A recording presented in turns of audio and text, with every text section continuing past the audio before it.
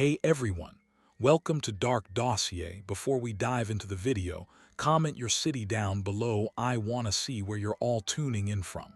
And don't forget to hit that like button and subscribe so you never miss out. Let's get started. Story 1, The Shepherd's Dispute, Scotland's longest court case. In the stony hills of the Scottish borders, where the mist seems to move as slowly as the justice system once did, a quiet quarrel between neighbors spiraled into something unimaginable. It began, as many rural disputes do, with sheep. Not stolen sheep, not slaughtered sheep, just sheep and a fence. It was 1954 when two shepherds, William Craig and Thomas Haldane, both tending lands near Langholm, came into conflict over a strip of grazing pasture that had always blurred its boundaries. The land, which lay on a rugged slope between their adjacent properties, had been considered common grazing for decades. No one had bothered marking it until a new wire fence appeared one April morning. Craig claimed Haldane had trespassed by driving the fence a full 3 yards onto what he called his soil. Haldane countered that Craig had ignored decades of local usage and was attempting a land grab. Both men had little but their word, a handful of witness statements, and inherited documents dating back to the early 1800s. Where most neighbors might have resolved such a dispute over whiskey or weary silence, Craig decided to sue. The first filing. The original complaint was modest. Filed in Dumfries Sheriff Court, Craig sought compensation for lost grazing rights and damage to his livestock's movements. The case was reviewed by a junior solicitor, almost dismissed, but a local magistrate known for his procedural thoroughness allowed it to proceed, noting that the core issue, land ownership, could not be ignored. Thus began what would become the longest continuous civil dispute in Scottish legal history, lasting over 40 years and traversing multiple generations of lawyers and judges. The courtrooms became familiar terrain to both families.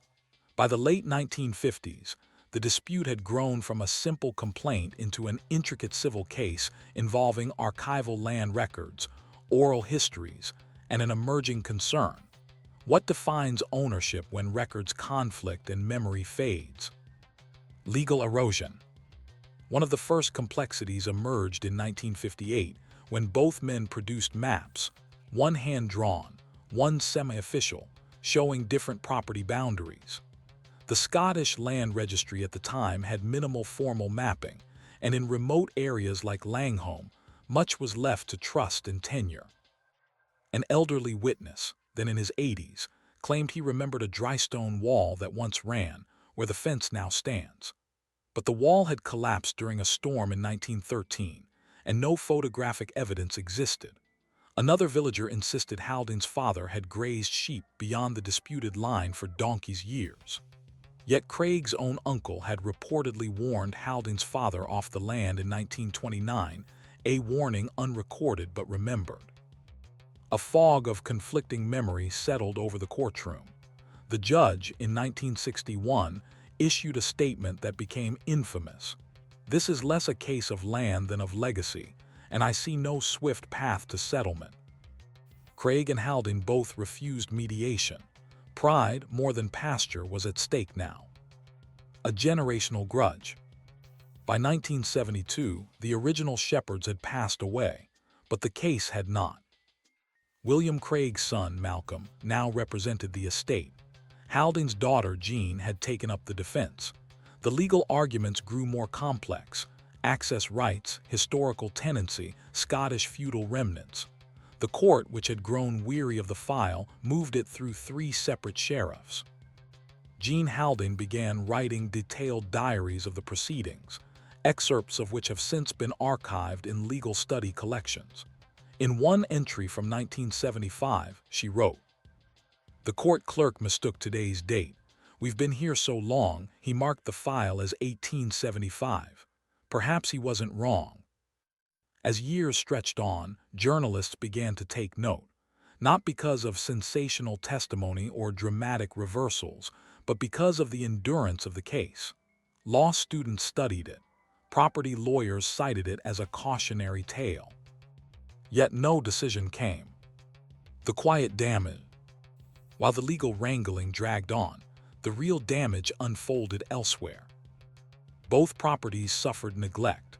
With funds tied up in legal fees, neither the Craigs nor the Haldings maintained the disputed area. Overgrazing took its toll. A local botanist documented how native heather declined in the area, replaced by stubborn bracken and thistle. The pasture that started it all was no longer usable by either family. Worse still, the community began to fracture. Formerly close-knit neighbors grew wary. Pubs stopped seating the two families near one another. Children at the local school were cautioned against discussing the case. A quiet war was being waged in the margins of memory and moss. Yet through it all, no verdict arrived. Hearings were postponed. Judges retired. Solicitors changed firms or fell ill. One died mid-trial, and the resulting paperwork loss set the case back 2 years. By 1980, the dispute entered its third decade, untouched by modern mediation tools or digitized record systems. In a rare interview, Malcolm Craig admitted, "I don't even know what the land is worth anymore. But it's not about that. It's about what was taken and the principle of it." Was it really about land anymore? Or had it become a monument to human stubbornness, weathered longer than stone? By the early 1980s, the Craig v. Halding case had earned a reputation within legal circles across the UK as something of an anomaly, a civil dispute that seemed both impervious to resolution and strangely resistant to fading into obscurity. What had begun as a humble shepherd's grievance had by now filled over 24 court binders, generated more than 300 official submissions, and passed through 7 judges, none of whom had managed to bring it to a close. Yet the case persisted. And as it did, it quietly reshaped the lives of everyone it touched. A civil system stretched thin. Civil court cases, by their very nature, are expected to be resolved efficiently. But Scotland's mid-20th century legal system was still entrenched in a tradition of formality and procedure. Every witness had to be heard in full. Every document examined, referenced, and preserved. Delays were commonplace. But the Craig-Halding dispute exposed just how fragile the system could be when resolution wasn't the goal, just endurance. In 1983, a key piece of evidence was declared lost, a rolled parchment deed, dated 1861, that allegedly marked the original division between the properties. It had been passed down through the Craig family, but had never been officially registered with the Scottish Land Court. During an evidentiary handoff between legal teams, the document disappeared. No one claimed responsibility. Accusations of tampering were whispered but never proven. Without the parchment, Malcolm Craig's legal team found themselves rebuilding their argument on less firm ground, field sketches, anecdotal recollections, and even weathered stones whose placement suggested, Craig claimed, the original boundary line. Halding's lawyers countered with shepherding logs showing grazing patterns that predated the Craigs' claim. They introduced oral histories and old agricultural tax receipts as circumstantial proof. Still, the judge ruled the missing deed could not be entered as evidence, dealing a quiet but devastating blow to Craig's argument. But he didn't quit. A legal curiosity. Law schools began assigning the case in coursework. Professors used it as a warning of procedural obsession, how the absence of common sense or compromise could leave the judiciary trapped. In one lecture at the University of Edinburgh in 1985, Professor Hugh Lecky told his students, "Craig v. Halding isn't about land anymore. It's a monument to procedural entropy, and it's being fueled by emotion, not evidence." Students even staged mock trials of the case, some drawing farcical versions where the pasture in question was home to mythical livestock or hidden treasure, a nod to the absurdity of its length. But for the real families involved, it was no joke. Jean Halding gave a rare interview to the Peeblesshire News in 1987. Quiet and reserved, She told the journalist, "I've spent more time in courtrooms than I have at my own kitchen table. I don't even remember the field without that fence anymore. I just want it over, but we can't let go. It's gone too far." She spoke of mounting legal fees, of missed birthdays and community events avoided out of shame or tension. Even her own children, now in their 20s, had never spoken to a Craig. They were just across the valley, but they may as well have been in Canada. The turning point that was. In 1990, a new sheriff was appointed to Dumfries Court, Sheriff Daniel Tate, known for pragmatic judgment and a distaste for judicial theater. Tate reviewed the entire history of the case over a 6-month span. He ordered a temporary pause in proceedings and brought in independent surveyors to map the disputed area using modern techniques. The resulting map, completed with GPS technology, revealed a peculiar outcome. Both Craig and Haldane had been wrong neither party on the central 12 meters of land in dispute. Technically, that slice was an orphan strip, left over from a centuries-old surveying error in parish records. This discovery should have ended the case. It didn't. Malcolm Craig refused to accept the result, arguing that de facto ownership rested with his family. Jean Haldane pushed for the land to be declared council-owned and preserved as common pasture, hoping to be done with it at last. Tate, frustrated but bound by process, ordered a new set of hearings. And so it dragged on.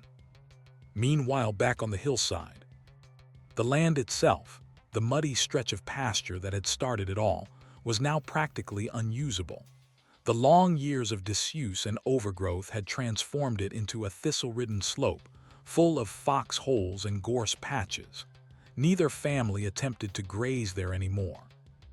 In 1993, an environmental group proposed designating the area as a local conservation plot. They had no idea it was the subject of an active legal case.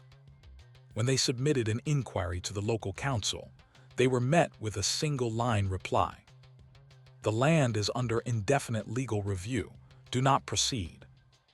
What had once been a thriving, albeit modest, piece of agricultural ground had become a kind of legal black hole, pulling time, money, and goodwill into its center, and offering nothing in return. A case without closure. By 1995, the story had caught the attention of a BBC radio producer who aired a short feature titled "The Fence That Time Forgot." The piece painted a picture of two families locked in a court-bound dance across generations, and included interviews with distant cousins who'd never met, despite sharing a surname and a valley. Public sympathy turned toward Haldane, who had repeatedly tried to settle in recent years. Craig, however, remained adamant. His legal team insisted that giving up now would be tantamount to admitting decades of wasted effort and injustice. Privately, even his barristers were growing weary. One junior solicitor, speaking anonymously, confessed, "We're not sure what winning even looks like anymore." Then, in 1997, a new development. The Scottish Parliament announced it was reviewing legacy civil cases as part of a modernization effort. Cases that had lingered for more than 20 years without resolution would be fast-tracked for closure or compulsory mediation.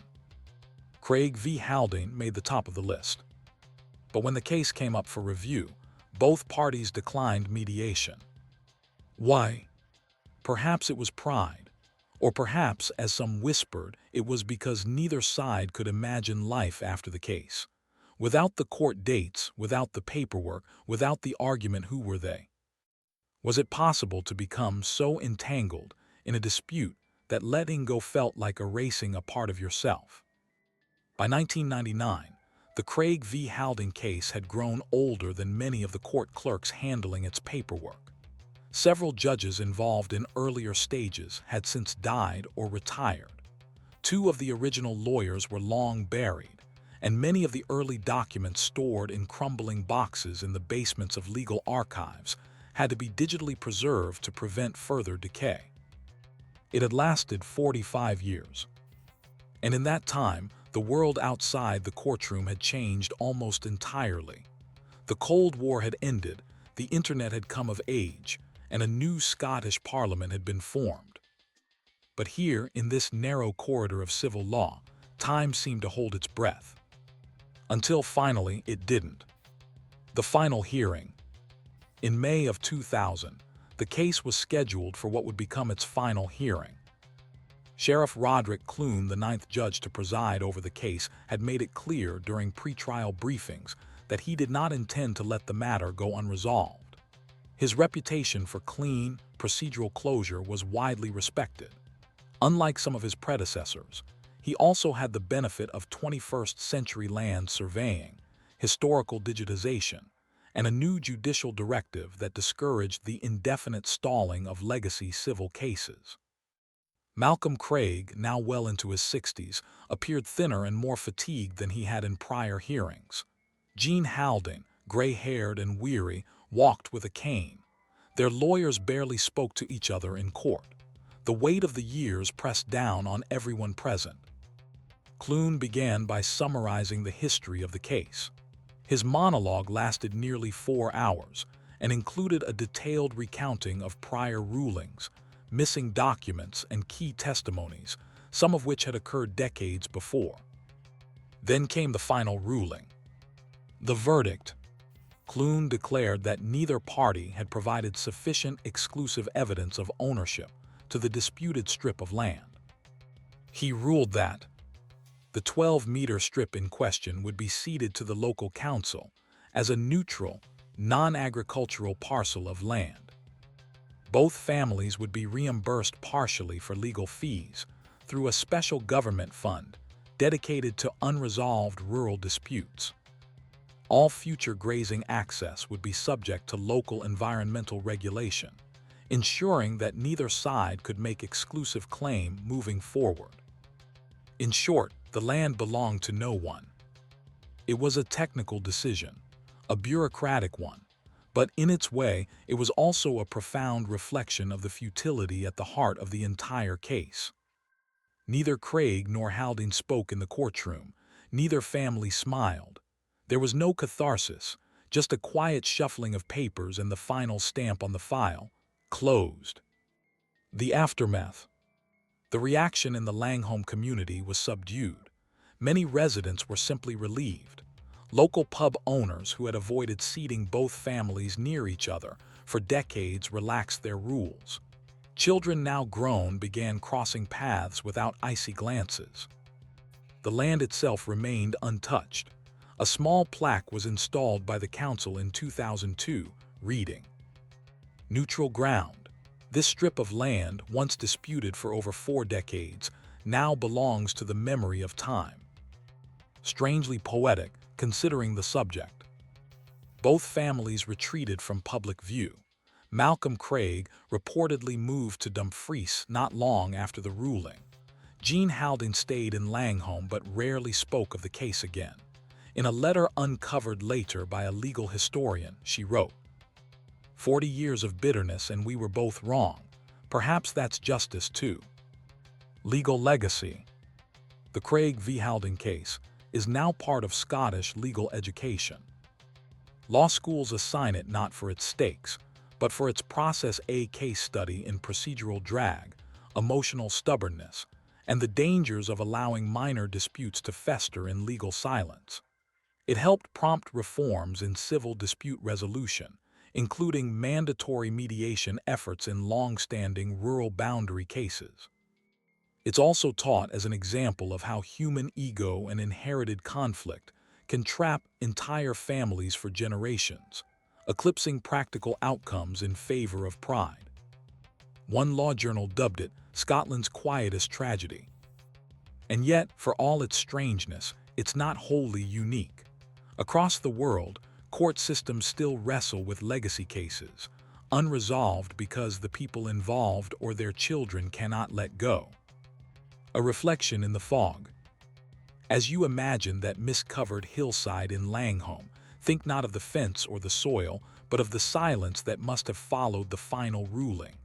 After 45 years, no more hearings, no more letters, No more lawyers. Just a stretch of bracken and stone, watched over by no one.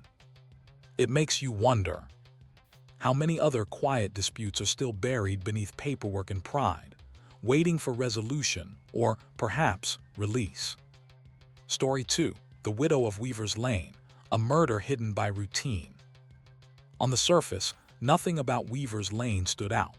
Tucked into the northern fringe of Shrewsbury, the narrow row of terraced houses had remained unchanged for decades. Quiet, orderly.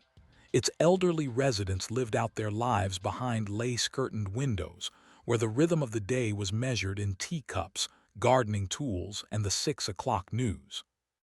It was in this sleepy setting that Eleanor Barnes, aged 72, was found dead in the spring of 1988. Her body lay neatly arranged on her sitting room couch, a floral shawl draped over her shoulders, knitting needles on her lap. At first glance, it appeared natural, a peaceful passing. But there was one small detail that disrupted the scene. The television was tuned to static. Eleanor never left the TV on after dark. Everyone on the lane knew that. Her neighbor, Doris Granger, could even recall Eleanor's exact bedtime, 9:00 p.m. sharp. That one inconsistency, so small, so easy to overlook, would unravel one of the most quietly disturbing criminal investigations the Shropshire Constabulary had ever encountered. A life of predictable habits. Eleanor Barnes was, by all accounts, an archetype of English domestic stability. A widow for nearly 20 years, she had no children, few visitors, and a near-ritualistic approach to her days. Each morning, she swept her front step. Every Thursday, she baked rock cakes and delivered one to her postman. On Sundays, she walked precisely 0.7 miles to St. Agnes Church, come rain or shine. Neighbors described her as kind but private, punctual to a fault, and the sort who would notice if a teacup was moved half an inch. She was not wealthy. Her pension was modest.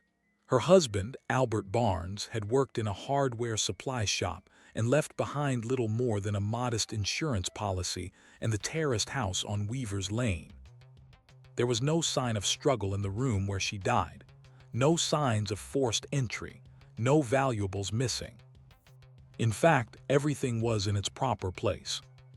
Except that static on the television. The first officer's doubt. PC Gareth Fuller was the first officer on the scene. He was 24, fresh out of training, and assigned to assist with what was logged as a probable natural death. He would later say it was something in the air, not the body, not the room, but a strange stillness, like a stage set too carefully constructed. He noted the static, not unusual on an old CRT set perhaps, but when he glanced at the power outlet, he noticed something peculiar. The television plug had been recently reinserted. Dust around the socket had shifted. The plug itself had faint fingerprints on its edge, not clear enough for analysis, but visible under close inspection. It didn't sit right. When the coroner's report came back, it only deepened the mystery. Eleanor Barnes had died of cardiac arrest, yes, but there were trace amounts of digoxin in her system far above her prescribed dose. Not enough to scream murder, but just enough to raise a question: accidental overdose or something more. Questions no one wanted to ask. The local GP was reluctant to speculate. Eleanor had been on heart medication for over a decade. Could have taken an extra dose by mistake, he shrugged. But Eleanor's pharmacist disagreed. She had never requested an early refill. She followed instructions exactly. She once returned a blister pack because it had an extra tablet, the pharmacist told detectives. At that point, the police upgraded the inquiry. Quietly. No press, no sirens. Just a change in paperwork, from natural death to suspicious circumstances. Detective Inspector Maureen Layton, a seasoned investigator known for her methodical, almost meditative style, was brought in. She would later describe the case as like tiptoeing across wet cement, every step needed to count. Leighton began by charting Alina's routines. And it was there, in the strict symmetry of her habits, that she found a lead. For 3 weeks before her death, Alina had broken one of her longest-standing patterns. She had not attended St. Agnes Church. She had told the vicar she wasn't feeling well. But when Leighton reviewed shop receipts and local CCTV, still rare in 1988, but one grocer had recently installed a camera, she found Alina had been walking about as usual. Not ill, not bedridden. Why then skip church? The lodger theory. There was a theory quiet at first, barely whispered. One neighbor, a Mrs. Edna Mallory, mentioned seeing a younger man leaving Alina's home early in the morning one Tuesday, about a week before the death. He wore a coat and hat, carried a paper bag, walked with a slight limp. Maybe a relative, she guessed, or a lodger, though Alina never mentioned one. Police canvassed the area. No one else had seen him. Alina's will named no family. No one claimed to have visited her in years. Yet 2 sets of teacups were found in the cupboard, one stained at the rim, as if from tobacco. Alina didn't smoke. Who was the visitor? No fingerprints, no records, just a man in a hat who came and went before dawn. The quiet suspect. 6 weeks into the investigation, Leighton stumbled onto a lead almost by accident. A postal clerk remembered a man collecting a parcel addressed to Miss Ellen Barnes, an alias Alina sometimes used for subscription deliveries. The man used a collection slip, not ID. Through surveillance footage from the depot, the team identified him as Dennis Bramley, age 43, a handyman with a long but minor criminal history, small-time fraud, 1 count of elder deception, and most damning, a prior conviction for forging a will. Bramley had recently been released from a low-security facility. Records showed he had moved through several counties doing odd jobs, always in neighborhoods with elderly residents. And curiously, he had a limp. Leighton's team brought him in for questioning. Calm, cooperative, polite. He claimed he had never heard of Alina Barnes. But Leighton noticed something subtle. He knew the number of her house, 14 Weaver's Lane, without being told. He said it in passing, when denying he'd ever been there. A slip or something more. An incomplete puzzle. There was no physical evidence tying Bramley to the house. No receipts, no fingerprints, no witnesses besides one half-reliable account from a neighbor behind a curtain. The digoxin dose could have been accidental. There was no forced entry, no confession. And so, without enough to charge, Bramley was released. Yet Leighton remained convinced not by what she had, but by what she didn't.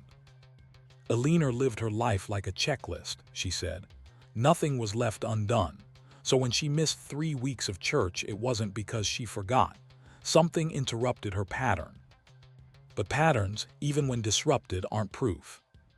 As the investigation quietly slowed, Weaver's Lane resumed its old rhythm. The curtain twitchers turned their attention elsewhere. Alina's home was sold, cleaned, repainted. No sign of what happened remained except perhaps for a faint shadow on the sitting room wall where the television once stood. And yet the static persists.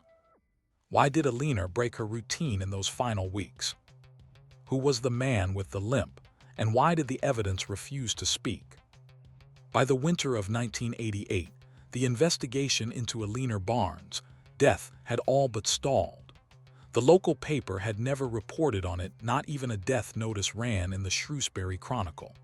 The quiet death of a quiet woman simply didn't raise eyebrows in a town full of retirees, widows, and habits worn smooth by time. But Detective Inspector Maureen Leighton wasn't ready to shelve the file. Despite the lack of physical evidence, she still believed Alina's death had not been natural, and she suspected that Dennis Bramley, the elusive handyman with a limp and a habit of disappearing just before things went wrong, was somehow involved. The question was how. There was no proof he'd been in the house, no signs of struggle, No paper trail. The toxicology report was suggestive but inconclusive. Even the television static Leighton's first clue wasn't enough to build a case. So she did something unusual. She went door to door again. The re-interview. One of the benefits of investigating a murder on a quiet lane is that the people, mostly elderly and unhurried, tend to remember things. With some gentle prodding and more time to reflect, new details emerged. Mrs. Doris Granger, Eleanor's next-door neighbor, now remembered something else, something small. "He whistled," she said. "That man, the one I saw leaving.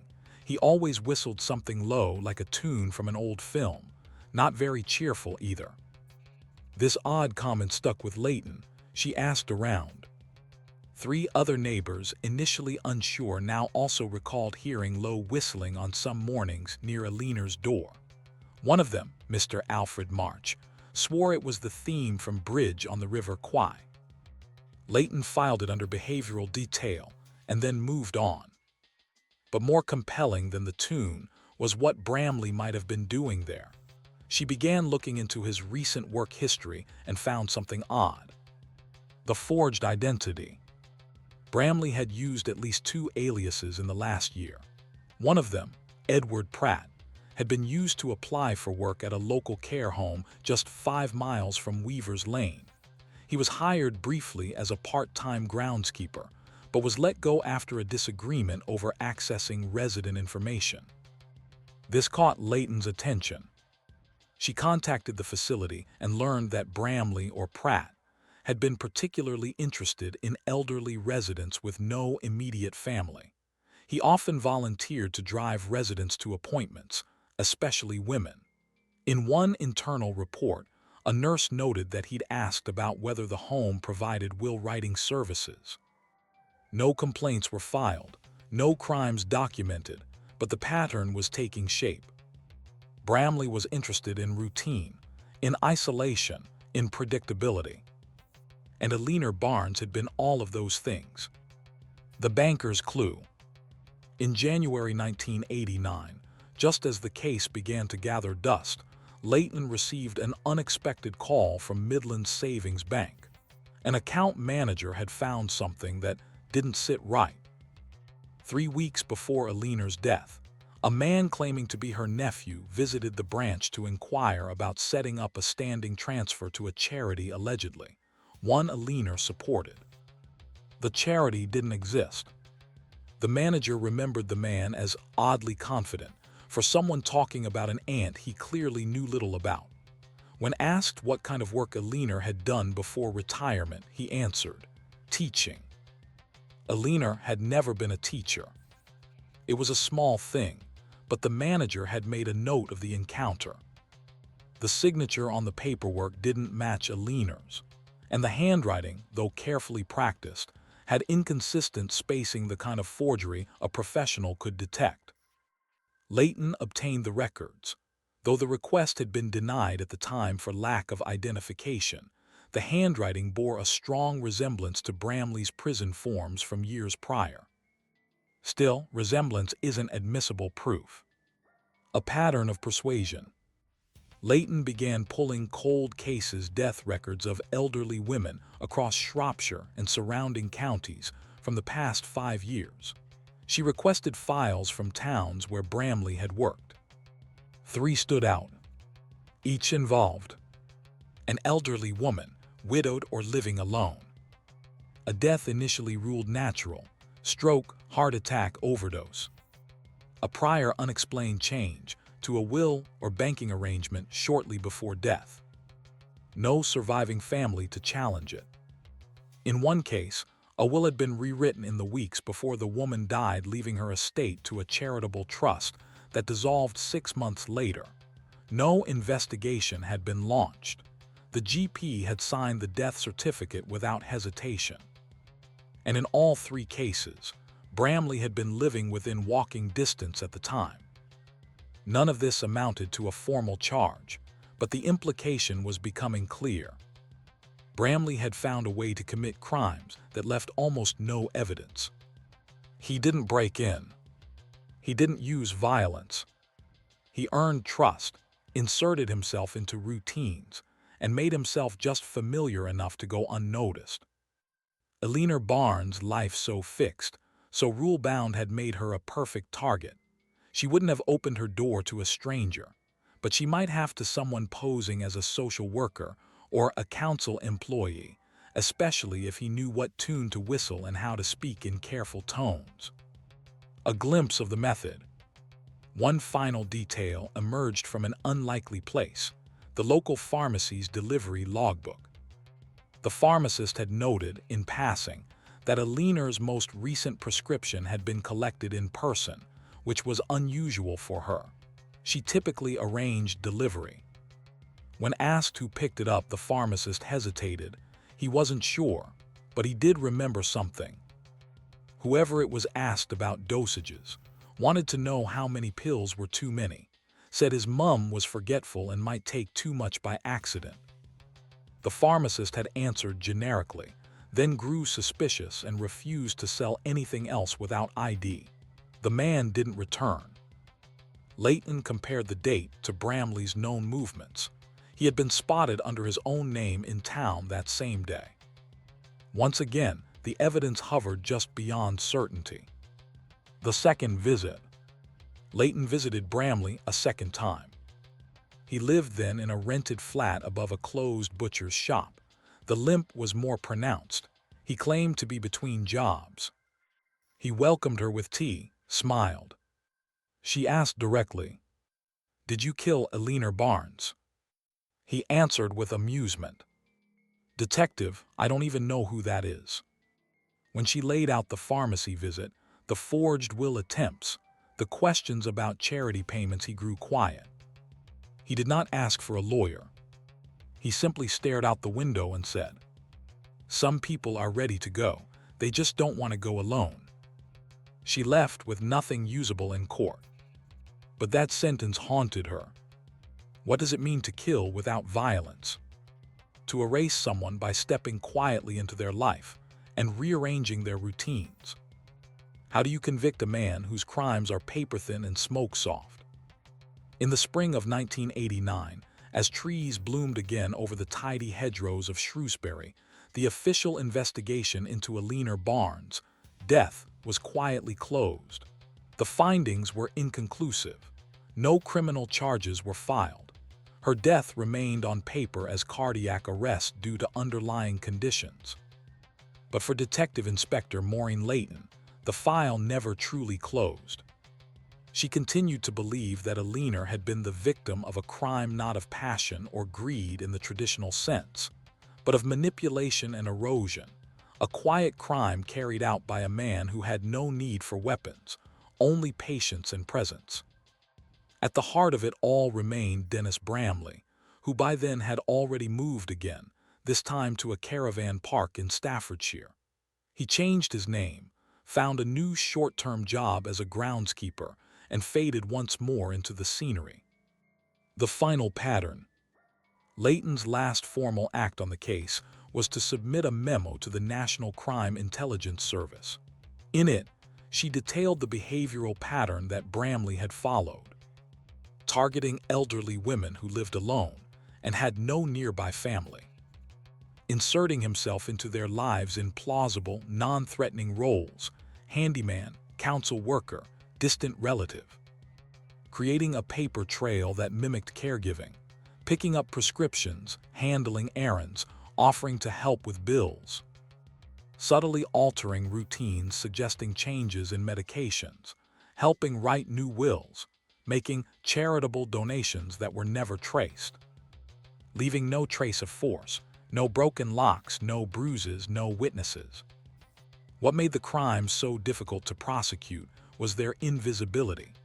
Bramley's victims were often perceived as simply growing old, becoming forgetful, or quietly deteriorating, all natural explanations that masked unnatural interventions. There were no smoking guns, just muted suspicions and timelines that bent but never broke. Echoes of Eleanor. Years later, Leighton gave a talk to a group of criminal justice students at Birmingham University. She spoke about Alina Barnes not as a case, but as a person who had lived by a rigid rhythm and who may have been quietly dismantled by someone who understood how to weaponize predictability. She described the unspoken horror of Alina's last days, not knowing she was being targeted, not seeing the manipulation take shape, perhaps even welcoming the presence of a man who smiled gently and knew her tea preference. Leighton ended the talk with a rhetorical question. When the world doesn't see the violence, is it any less violent? What happened to Bramley? In 1994, Bramley's name surfaced again. An elderly woman in Sutton Coldfield was discovered deceased in her kitchen chair, a cup of tea on the table beside her. Once again, no signs of trauma, but the post-mortem revealed digoxin toxicity. She had no children, no will on record. 2 weeks before her death, a neighbor recalled seeing a man with a limp, wearing gloves, trimming her hedge.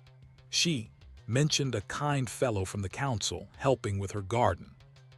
By the time police investigated, the man was gone. And again, there was nothing solid to tie him to her death. Bramley was never arrested, never charged.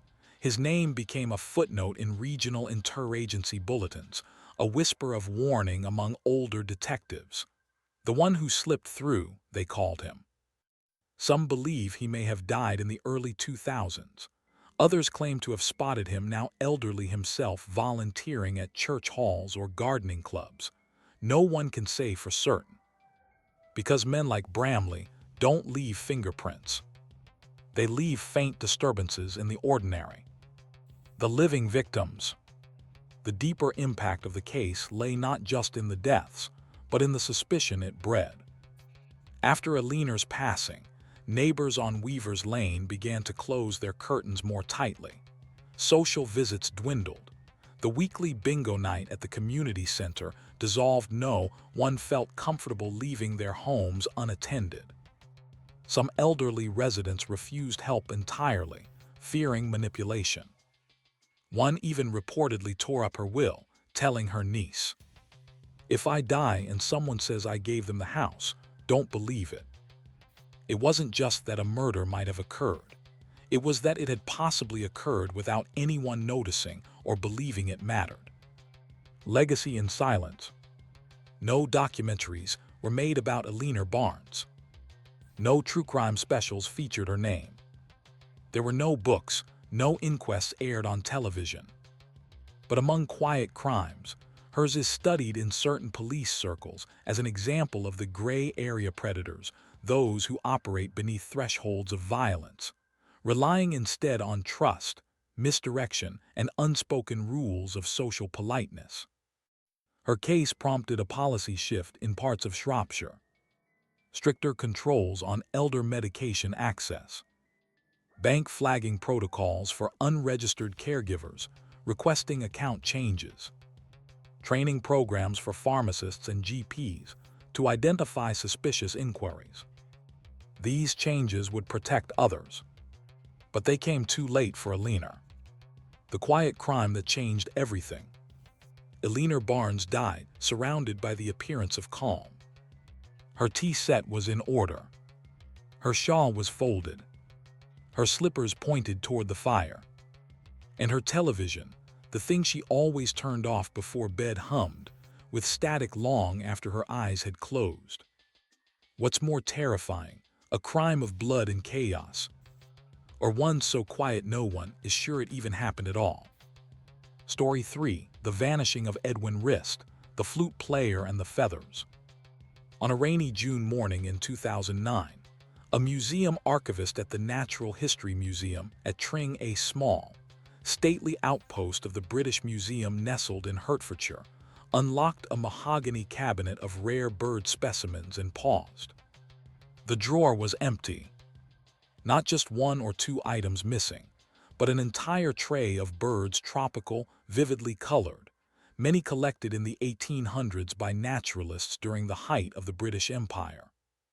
A second drawer also empty. A third partially filled, but several items jumbled, with specimen tags ripped or removed entirely.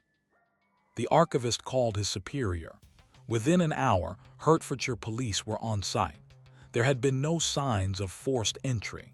The glass display cases had been opened with what appeared to be official keys or picks. It would take weeks before the full scope of the theft was known. 299 rare bird skins were missing, some of them extinct species. Among them were dozens of male quetzals, resplendent trogons, and birds of paradise, plucked from tropical jungles by 19th century explorers. The theft was quiet, efficient, and devastating.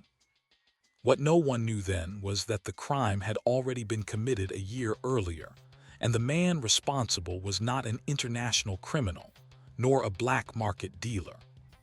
He was a 20-year-old American music student living in London. And his motive? Flytying. A curious obsession.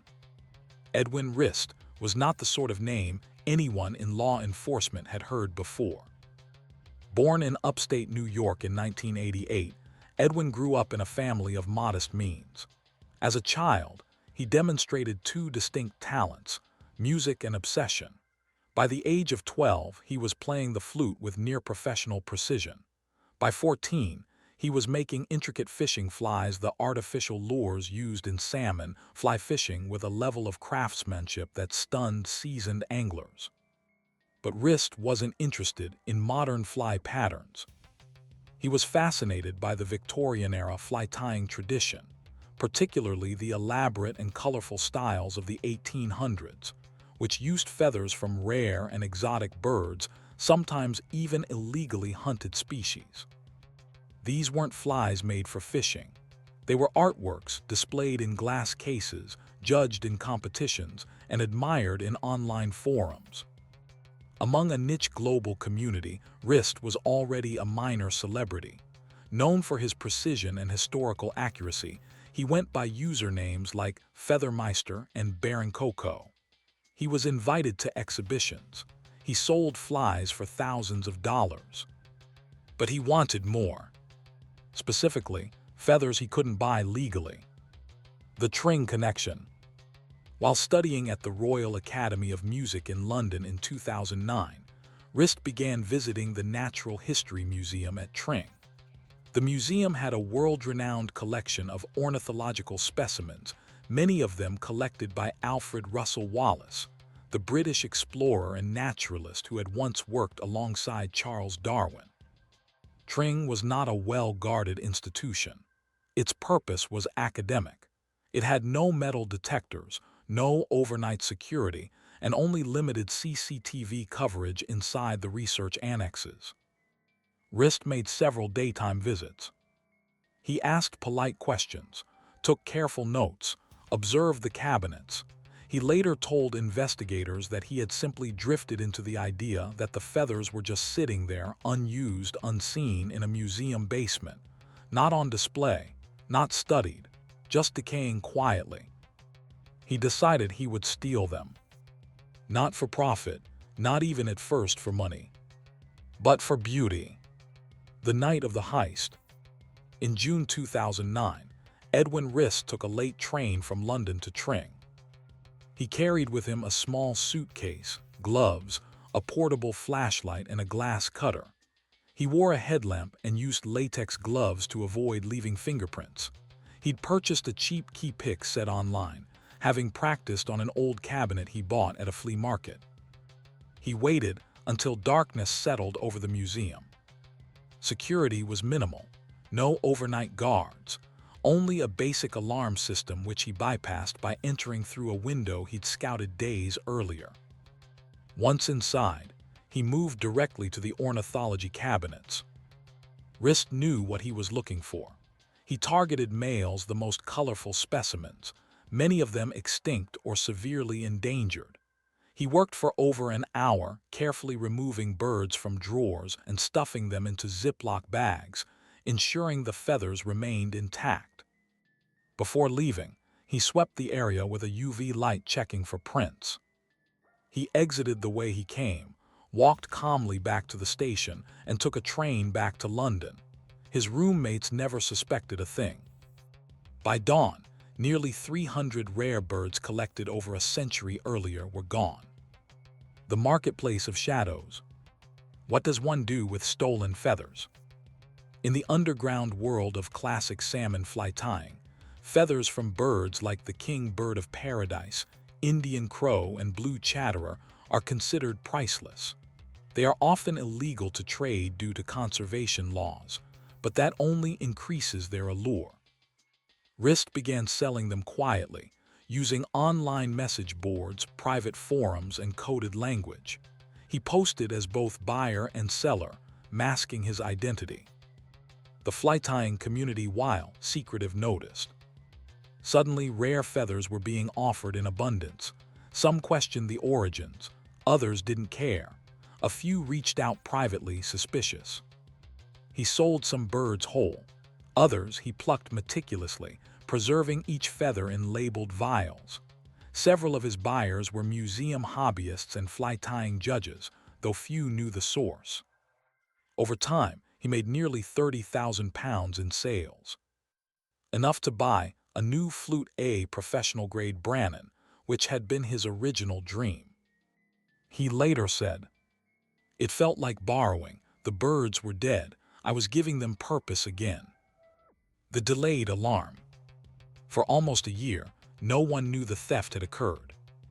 Tring's collection was so vast, and so rarely accessed in certain drawers, that the missing specimens weren't noticed until a researcher tried to reference Wallace's collection, only to find dozens of entries missing or incomplete. An audit began. It revealed a shocking truth. Birds from 4 separate expeditions had vanished. In some cases, the only known specimens of a species were gone. Conservationists were horrified. The museum issued a quiet alert to law enforcement. But leads were minimal. There were no security logs of visitors, no working cameras in the archive wing, no evidence of break-in. A heist without a trace. What kind of person steals extinct birds for art? Is it still a crime when the damage can't be replaced, only remembered? And how many more feathers had already slipped into the wind? By early 2010, nearly a year after the Tring heist, investigators were still sifting through fragmented evidence. The theft was finally being reported publicly, not with dramatic headlines, but with muted dismay. Conservation circles and academic institutions mourned the loss of irreplaceable specimens, but outside those realms, the crime remained a curiosity. There was no video, no witnesses, and no obvious resale trail. The birds hadn't surfaced at auctions or in collectors' catalogs. Then came the break. Not from fingerprints, not from surveillance, but from the small, obsessive world of fly tying itself. A whistle from the community. In the months following the heist, whispers began to circulate in classic fly tying forums, tight-knit, invite-only spaces where experts shared photos of their creations and bartered feathers with coded language. One of the more respected voices in the community, an American tier named Adrian Wynn, noticed something troubling. A user had begun offering rare feathers too rare in high volumes and at suspiciously low prices. Some feathers, like Indian crow or king bird of paradise, were so protected that no legal commercial stock existed. And yet here they were, pristine, packaged, and available. Wynn reached out quietly to British authorities, sharing screenshots and forum logs. He expressed his concern. Someone in the community knows more than they're saying. These feathers didn't come from someone's attic. They came from a vault. That tip, vague though it was, pushed investigators to consider an inside enthusiast, someone with access, knowledge, and motive tied not to money, but to beauty and bragging rights. They now had a direction, a musical clue. The police strategy shifted. Investigators began tracing sales of rare fly tying materials, looking for overlaps between museum specimens and private transactions. They also contacted taxidermy suppliers, collectors, and buyers across Europe. Eventually, a lead emerged from Germany. A collector there had purchased several rare bird skins, including one labeled as Wallace Origin. The term was specific, too specific. It wasn't a name a casual seller would use, only someone who understood ornithological provenance. The seller, an eBay account under a pseudonym that investigators traced back to a London IP address. When matched to PayPal records, it linked to a student name, Edwin Rist. At first, authorities were confused. A 21-year-old American flutist, polite, soft-spoken, enrolled at a prestigious music academy. But then they found a fly-tying blog under his name, filled with photographs of historically accurate flies, each one built from dazzling, exotic feathers. He'd even posted photos of his workbench, with labeled vials, tagging methods, and organizational schemes that matched museum records. They had their man. The arrest. On a summer evening in 2010, officers from the London Metropolitan Police arrived at Edwin Rist's student flat. He opened the door with a smile. His flute case was on the sofa. His desk neatly organized held tools, spools of thread, and rows of feathers. At first, he played innocent. But when shown a list of birds stolen from Tring, he reportedly went quiet. After a long pause, he said, "I suppose I should get a lawyer." He was taken into custody. The search of Rist's residence stunned even seasoned officers. Tucked away in boxes, drawers, and labeled storage bins were hundreds of feathers, some already trimmed and arranged, others still attached to partial bird skins. Museum tags were folded into envelopes.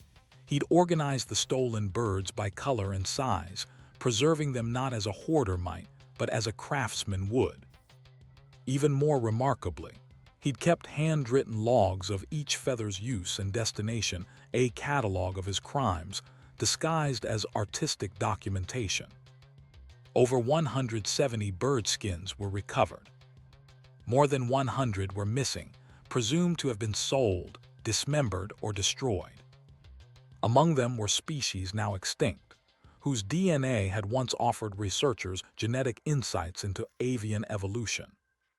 Gone. Feathers replaced knowledge. The interrogation. Rist confessed almost immediately. He wasn't aggressive or defensive.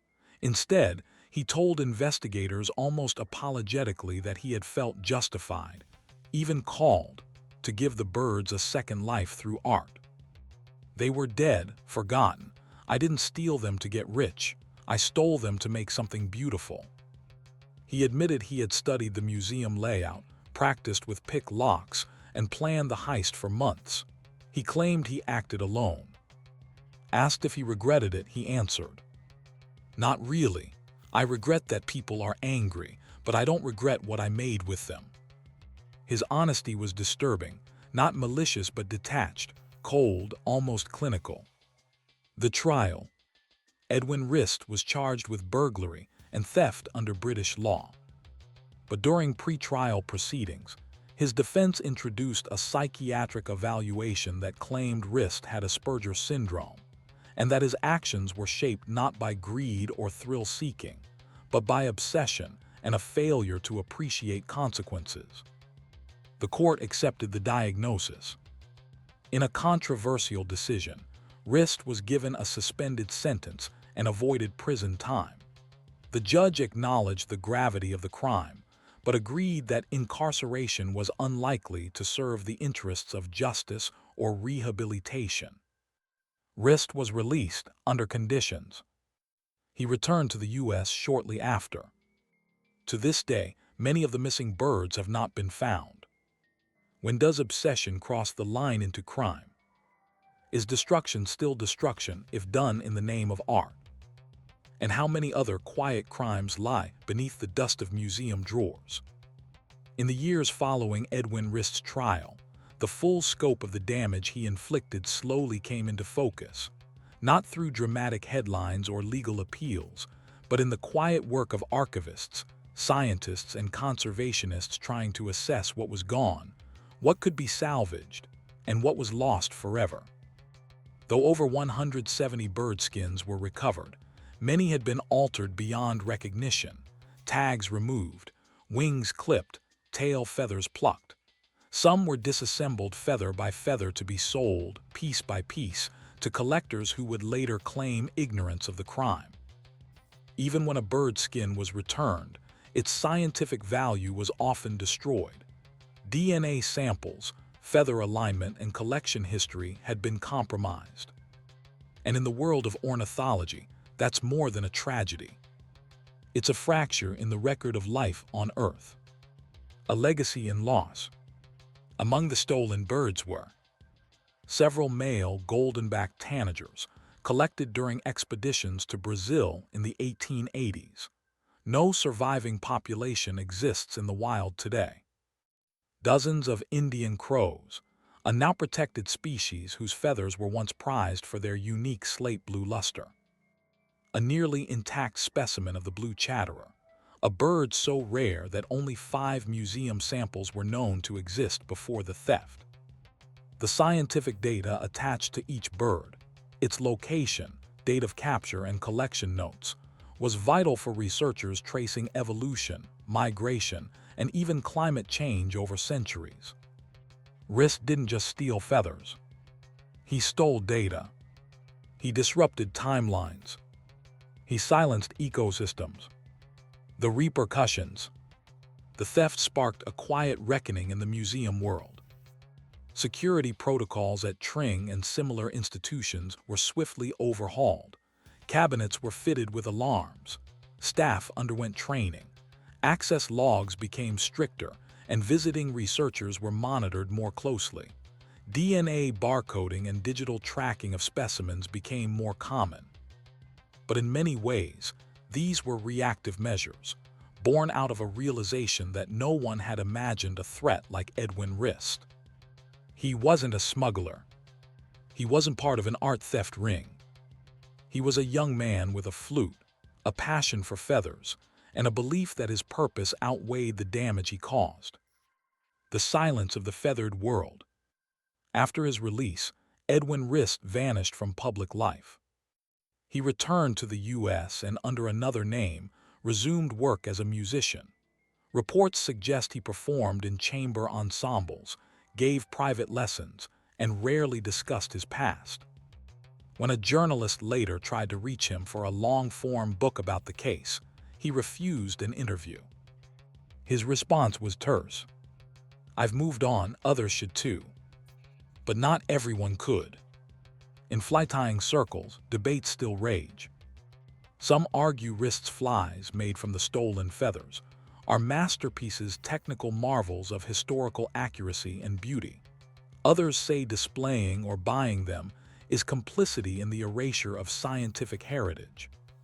A few of Rist's creations remain in private hands, passed quietly from one collector to another like stolen art, each tied to a quiet crime no one saw coming. A community left to sweep the ashes. For ornithologist Douglas Pratt, who helped catalog the damage after the theft, the loss remains personal. In a statement years after the trial, he wrote, "100 years from now, some of those birds might have told us stories about extinction, environment, and genetics.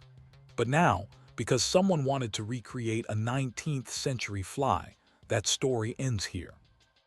Others have described the Tring heist as a kind of intellectual poaching, not the taking of life, but the taking of knowledge, a deliberate reshaping of purpose, from research to ornamentation.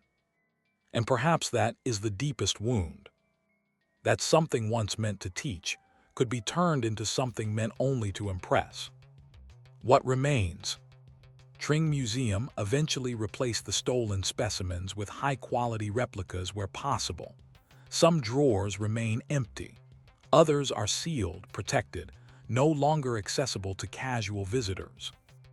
A new exhibit was launched in 2016 titled Feathers, Fraud, and Fascination, not to glorify Rist, but to tell the story of what was lost and why it matters.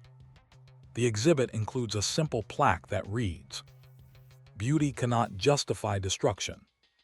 Purpose matters." The feather, the thread, and the knife. At the heart of this story is something stranger than fiction. A boy who fell in love with feathers. A young man who convinced himself that theft wasn't theft if no one noticed right away. A museum robbed not of money, but of meaning. And a handful of birds long dead, long catalogued, taken from the quiet of archival drawers to become the centerpiece of a crime no one knew how to categorize. When history is plucked apart, feather by feather, can we ever truly piece it back together? Or must we simply name what is gone and remember what it once meant? Story 4. The Quiet Poisoner of Cambridgeshire. In the summer of 1962, the village of Littleport, tucked quietly into the green folds of Cambridgeshire, was defined by its stillness. A place of quiet hedges, well-kept cottages, and neighbors who still left doors unlocked. The rhythm of life moved slowly, predictably. Which is why it came as such a shock when, in the space of 3 months, 3 elderly women died within a 2-mile radius of one another, all under what appeared to be natural circumstances. Each death was attributed to a different cause: heart failure, stroke, and respiratory complications. Each woman was known to be frail, alone, and quietly living out the final years of life. And each, it was later discovered, had something in common. They had recently become acquainted with a woman named Elsie Wakeford, a cheerful, matronly figure in her 50s who volunteered with a local church charity and made regular rounds to check on Littleport's old girls. Her visits were welcomed, her biscuits homemade, her tea always strong. It wasn't until the 3rd death and a loose-lipped coroner's assistant that someone noticed a pattern forming. A kindness turned routine. Elsie Wakeford wasn't from Littleport originally. She had moved there in 1959 following the death of her husband, a train engineer from Peterborough. She settled into a modest stone cottage and, by all appearances, led an ordinary life. Widowed, childless, and with no known relatives, Elsie threw herself into volunteer work. She delivered groceries, made tea for the vicarage on weekends, and checked in on the elderly. She became a regular face, a part of the village wallpaper, not remarkable but dependable. Especially for the older women, many of whom lived alone and appreciated her company. Her kindness appeared genuine. There was never any sign of tension, no complaints, no suspicions, just tea, biscuits, and conversation week in and week out. Which made the deaths all the more confusing. The first to fall. The first to pass was Mrs. Harriet Willis, age 84. A lifelong resident, she lived alone after her sister died the year before. Neighbors reported seeing Elsie visit her regularly, sometimes even stopping by unannounced to help with cleaning. Harriet was found slumped in her armchair, cup of tea untouched beside her, a tin of shortbread half empty. The attending physician noted that she'd been ill in recent months and signed the death certificate without further review. No one questioned it. Not yet. The second, natural causes. 4 weeks later, Mrs. Evelyn Proctor, age 77, collapsed in her garden. She had just hosted a tea visit with Elsie the afternoon before. A neighbor mentioned seeing her smiling by the gate. Again, no foul play suspected. Her medical history included minor heart issues, and at her age, the diagnosis of sudden failure made sense. But her daughter, visiting from Leicester, found the timing odd. She told the doctor her mother had never looked better. She was vibrant, looking forward to summer. Still, without physical evidence, the death was recorded as natural. Only in hindsight did the daughter remember her mother saying, "That woman Elsie makes a peculiar cup of tea, bitter sometimes, but it grows on you." The third death, and a raised eyebrow. The turning point came with Doris Nettle, age 81. Unlike the others, Doris still maintained a sharp memory and wrote frequent letters to her niece, who lived in Ely. In one of her final notes, dated just 5 days before her death, Doris wrote. Our tea lady is lovely but very particular. Only she insists on pouring. Last week she brought biscuits wrapped in paper instead of the tin. Said it was a new recipe. I didn't care for the taste. When Doris died officially of complications related to age and fluid in the lungs, the coroner's assistant, Howard Lyle, noted something strange during her post-mortem. Doris's stomach contents gave off a faint, almond-like odor. He remembered reading that bitter almonds were sometimes associated with cyanide, but the senior coroner dismissed it, attributing the smell to digestion or something in her final meal. Lyle wasn't convinced. He quietly noted the anomaly in a personal journal and told a local GP doctor, Alwyn Coster, what he'd found. And Dr. Coster remembered Harriet Willis and Evelyn Proctor, and that name, Elsie Wakeford. A pattern in the teacups. Dr. Coster conducted an informal review. All three women had mentioned Elsie in some way before their deaths. All had been visited by her in the days, sometimes hours prior. He cross-referenced their prescriptions, medical histories, and dietary changes. Nothing stood out until he looked at Doris's pantry during a condolence visit and found something curious. A tin of biscuits labeled shortbread that didn't look like store-bought shortbread, slightly greenish, dry, grainy texture. He took a sample, sent it unofficially to a lab in Cambridge under the pretense of accidental ingestion testing. The results came back a week later. High levels of digitalis, a plant-derived compound used in small doses for heart treatment, but fatal in high quantities. The biscuits had been poisoned.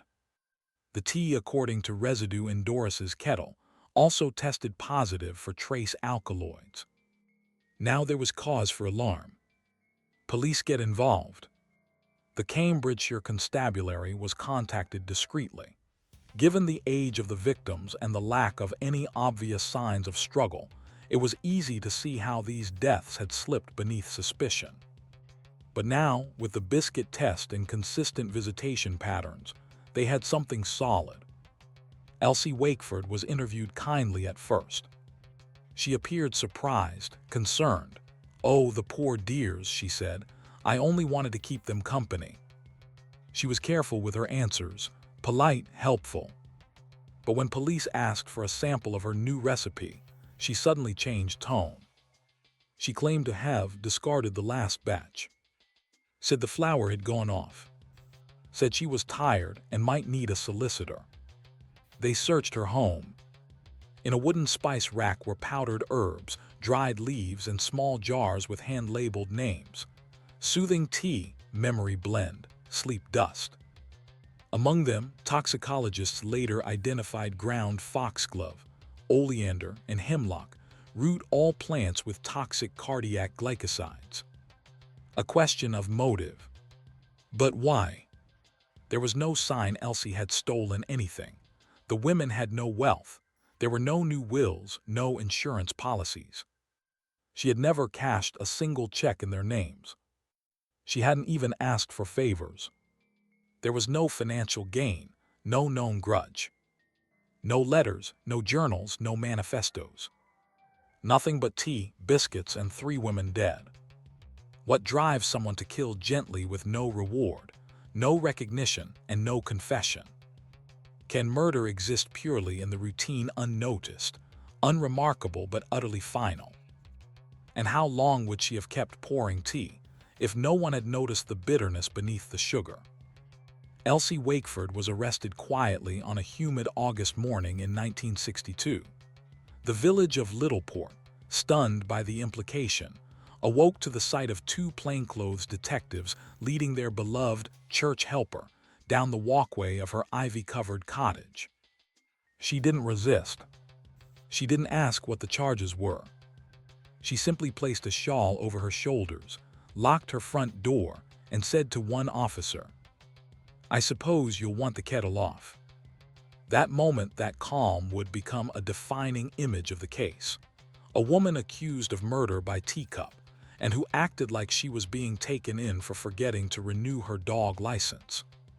But behind her smile lay the reality: 3 confirmed poisonings and the possibility of more.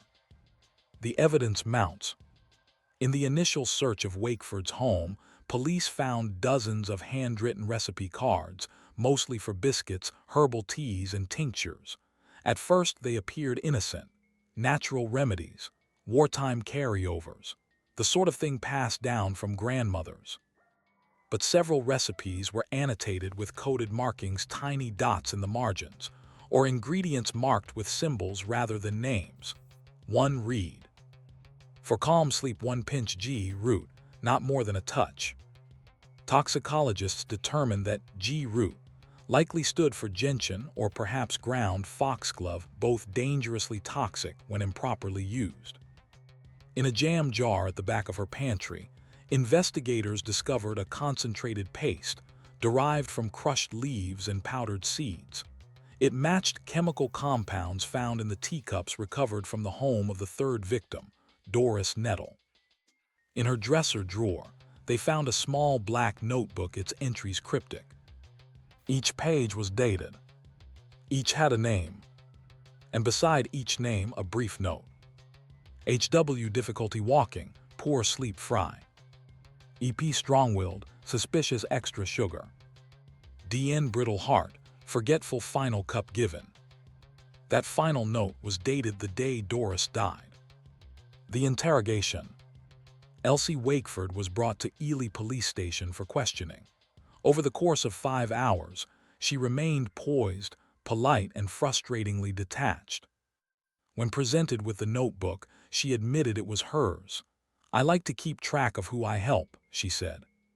When asked about the coded ingredients, she deflected. "I don't recall using foxglove. I may have read about it, but I'd never use it knowingly."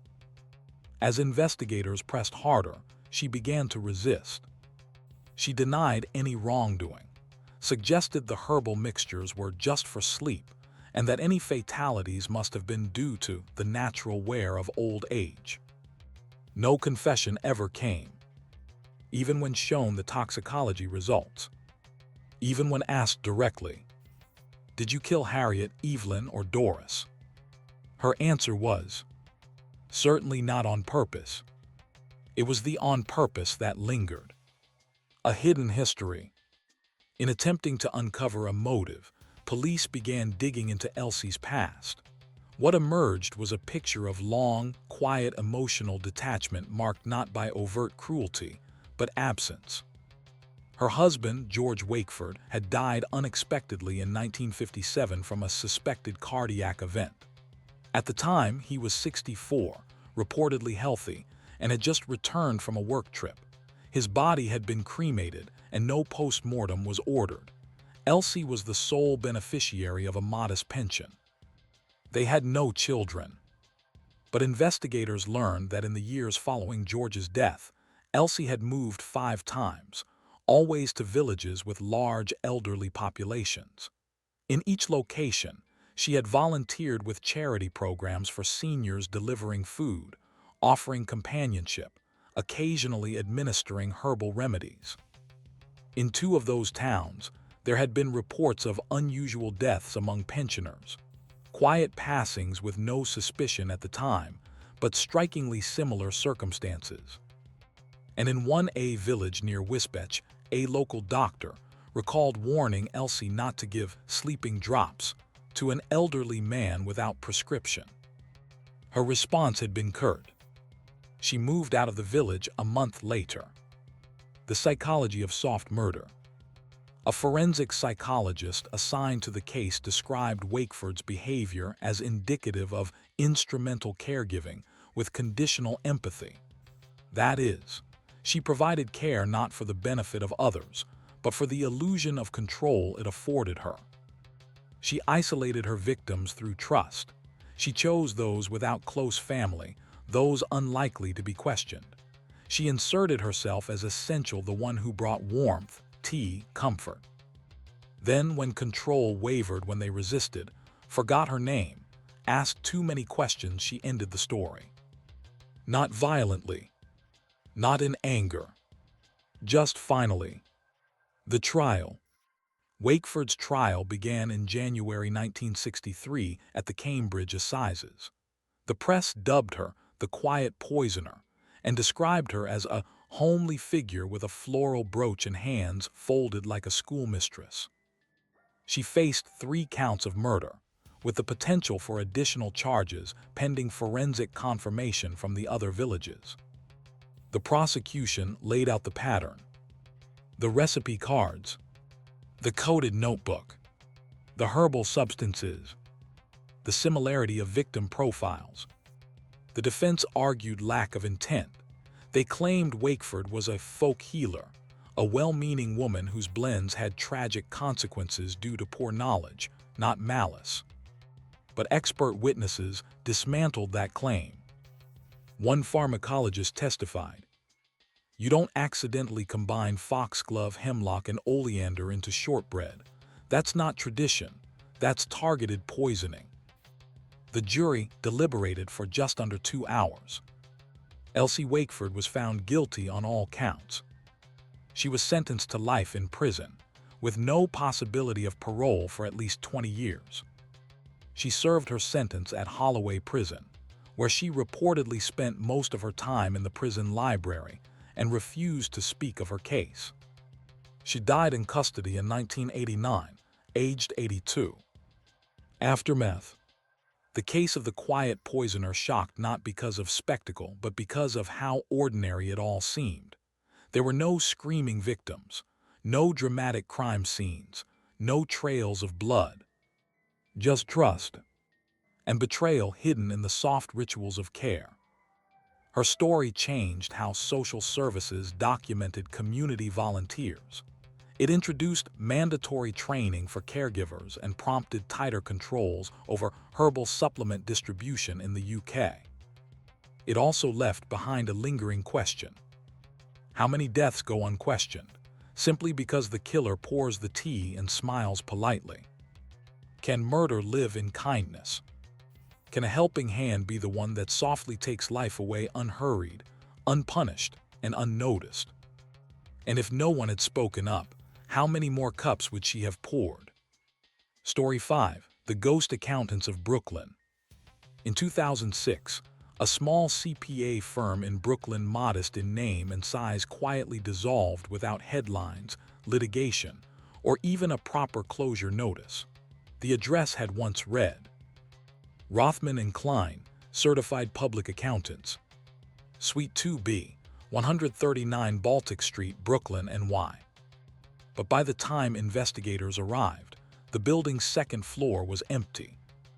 No desks, no papers, no computer equipment.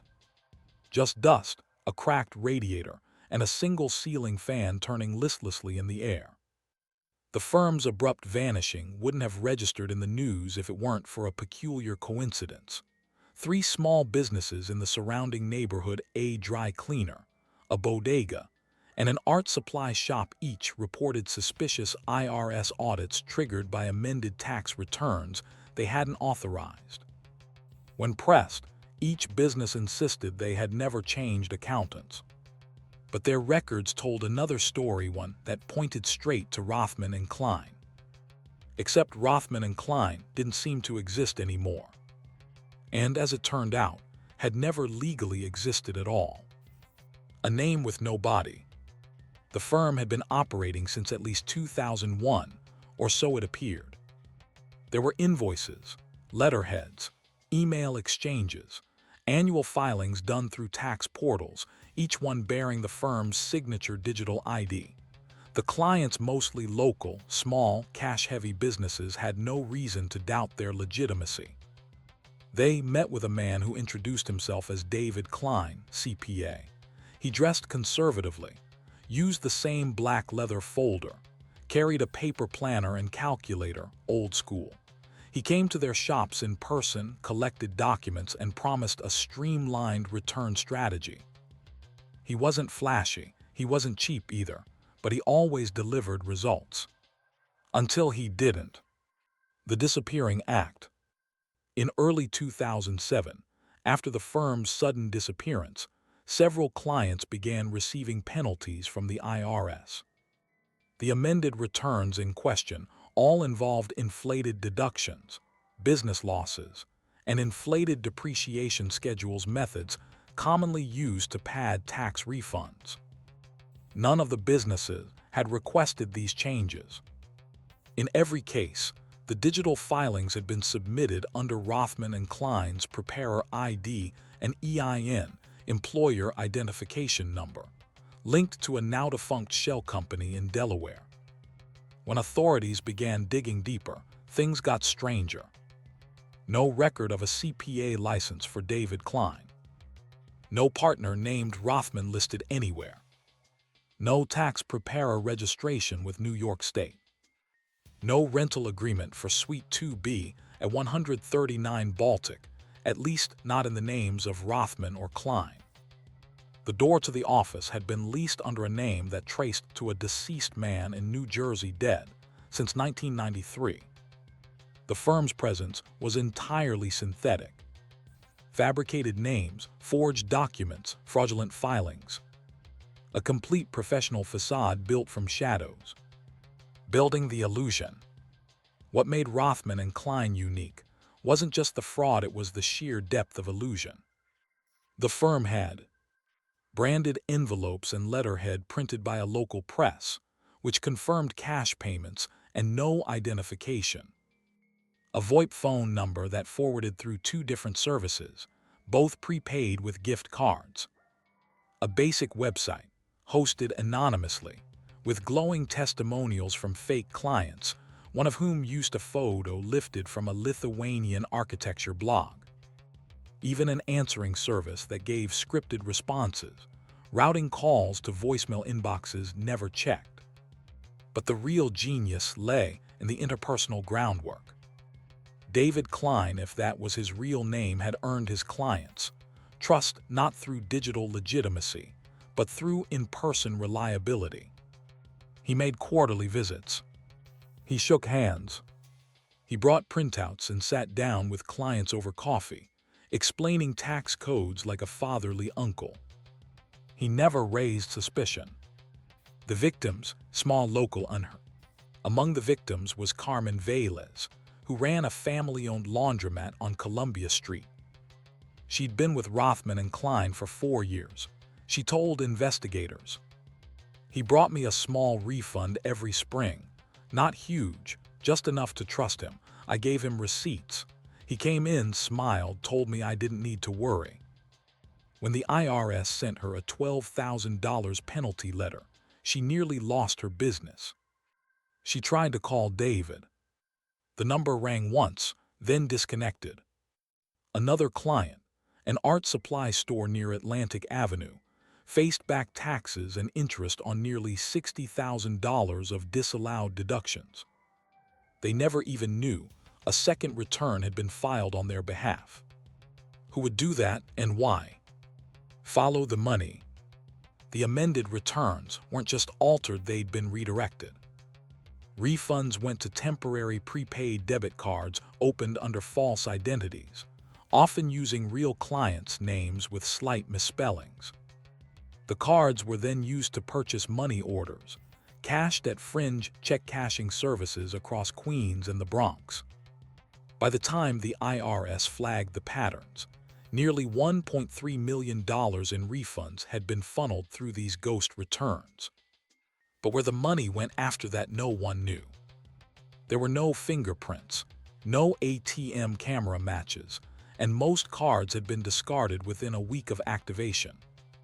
The entire operation was designed to evaporate. Who was David Klein? Investigators scoured DMV databases, bar association records, and utility logs. They came up with half a dozen potential matches, all dead ends. The name David Klein had never held a CPA license in any state. His handwriting never matched existing signature samples from any prior fraud cases. Eventually, forensic sketch artists, working from client descriptions, produced a composite. It was plain. A man in his 50s, Medium build, receding hair, glasses. No distinguishing features, just another face in the burrows. They began calling him the ghost accountant. What kind of person builds a firm out of thin air? Why target the small, and the local the ones least able to fight back?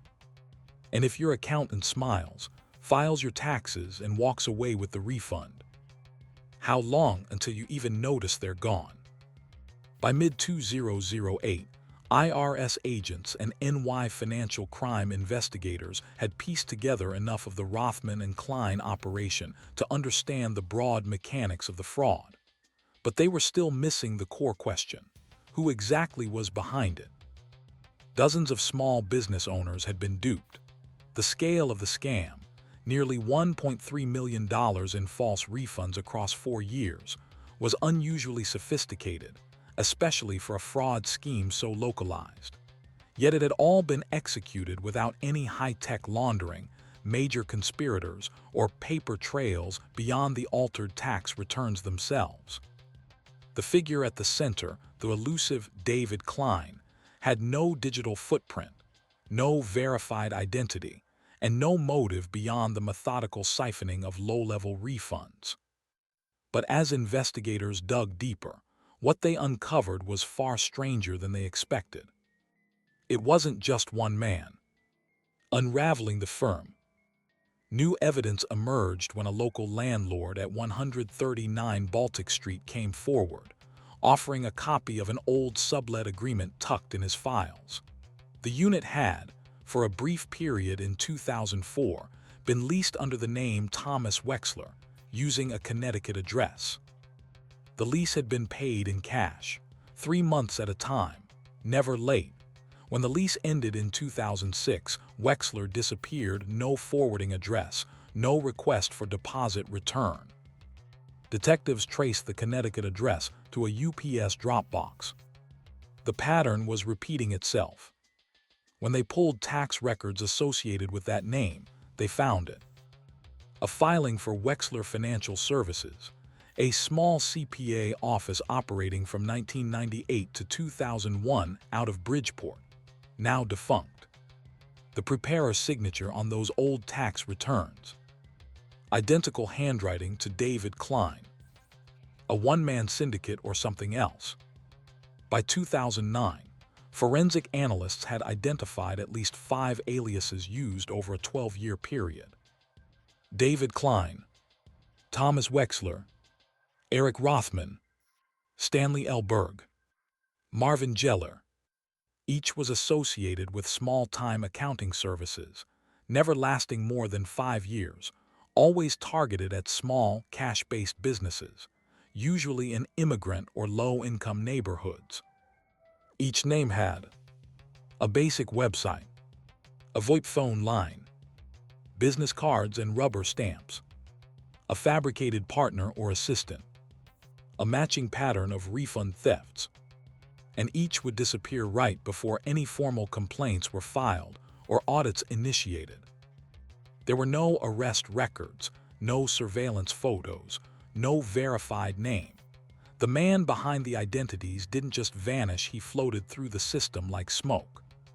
Some began referring to him not as the ghost, but as a low-level phantom capitalist, exploiting the gaps in bureaucracy to build temporary trust, harvest refund money, and move on. The psychology of the ghost. The FBI eventually brought in a profiler. Her assessment was chillingly rational. He is not chasing wealth. He is chasing routine control. He constructs small, believable realities offices, firm names, professional masks, and inhabits them just long enough to extract low-risk rewards. He doesn't want millions, he wants thousands repeatedly, quietly, without attention. The profiler suspected the man was trained in accounting or tax law, but not formally licensed. She believed he had either failed out of professional life or was never accepted into it, someone who wanted the respectability of the role, without the rules of the system. He isn't just forging returns, he's performing an identity again and again. And his victims, chosen precisely because they were invisible to regulators, Mom-and-pop shops, immigrant families, single proprietors, and cash-heavy businesses that lacked legal firepower or audit defense. A break or a mirage? In 2010, a small business owner in Queens, a Dominican-born florist named Yolanda Ferreira filed a police report after receiving an IRS letter referencing a refund she never requested. Her former tax preparer, a man named Stan Berg, who she said looked like a school principal, carried a leather folio and claimed to have an office in Manhattan, later revealed to be a mailbox. When shown a composite sketch of David Klein, she confirmed, "That's him, he just had different glasses." For the first time, investigators had a link between two aliases. A facial match, a witness statement, and a pattern that was clearly repeating. The hunt intensified. Then silence, just as investigators began combing storefronts, tracing prepaid cards, and distributing composite sketches under multiple aliases. The fraud stopped. No new suspicious filings. No new victims. The ghost disappeared again. Rumors in the wind.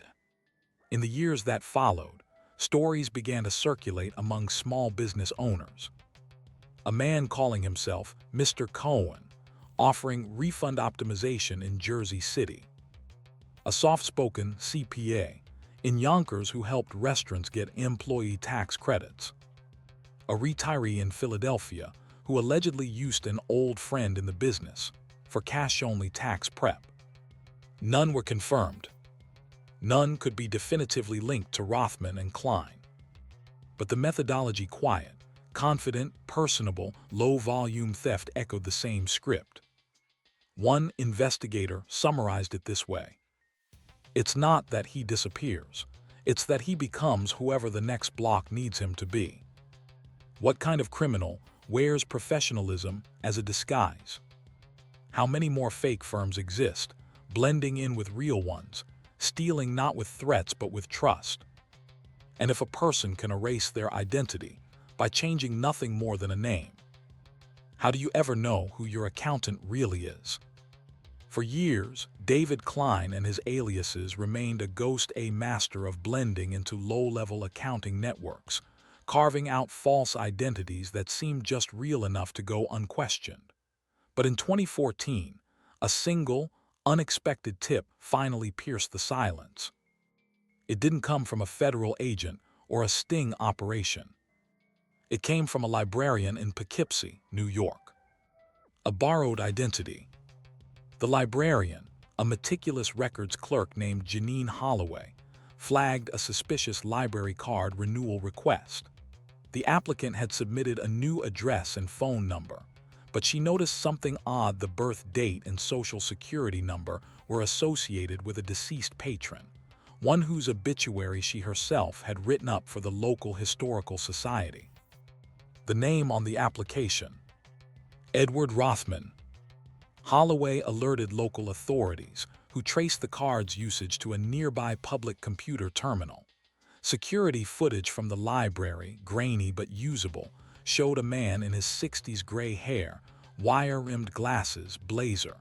He looked unremarkable.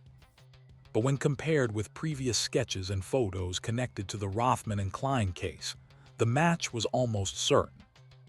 Police obtained a warrant to monitor public usage logs and traced an IP address that had recently accessed small business forums, IRS refund systems, and VoIP account dashboards. The man was using the library and similar public terminals across the Tri-County area to rebuild his persona again.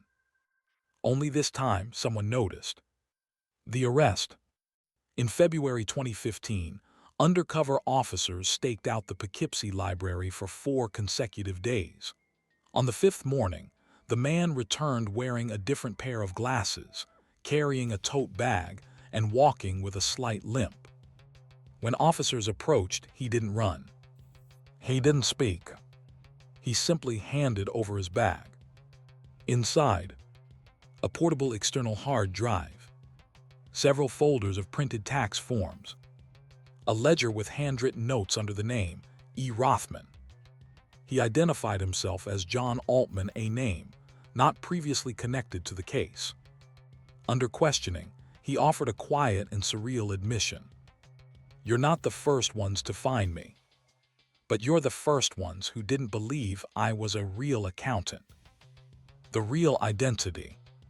Fingerprint analysis revealed his birth name, Jonathan Elias Mern, born in 1953 in Long Island, New York. A background check uncovered a surprising truth. Mern had attended accounting school in the early 1970s, passed several courses in tax law, but never completed certification. He had been expelled from his program in 1974 for forgery of internship documents. After that, he vanished from public record.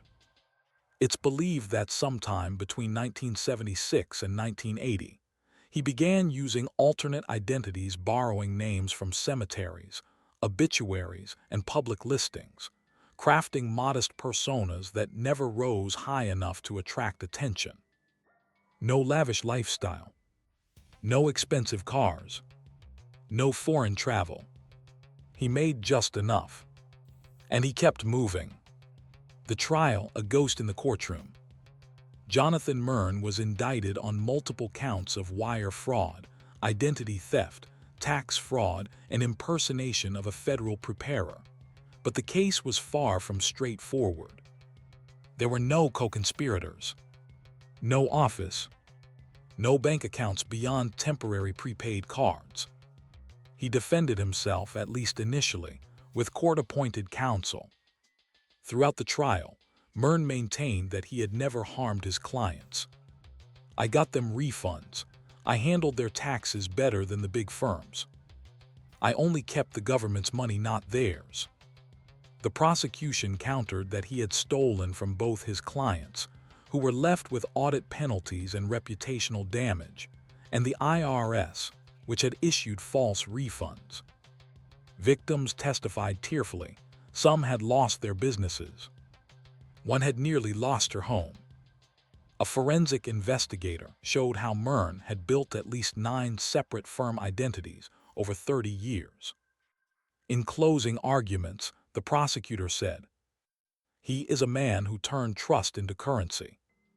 He wore professionalism like a mask. And behind it there was nothing." Sentencing. Jonathan Mern was sentenced to 12 years in federal prison, with a minimum of 10 before eligibility for parole. He is currently housed in a low-security facility in Pennsylvania. He has never confessed the full scope of his operation. He has never expressed remorse. He requested access to accounting textbooks while incarcerated. What was left behind? For years, the clients he defrauded lived with the fallout. Legal bills, audits, trust shattered. Some began doing their own taxes. Others refused to work with any accountant again. A few never fully understood what happened, how someone so believable, so careful, could walk in and out of their lives with nothing but a name and a folder. The IRS instituted new safeguards for preparer IDs and filing credentials. Libraries tightened public access controls for government services. But the damage had been done. A quiet criminal.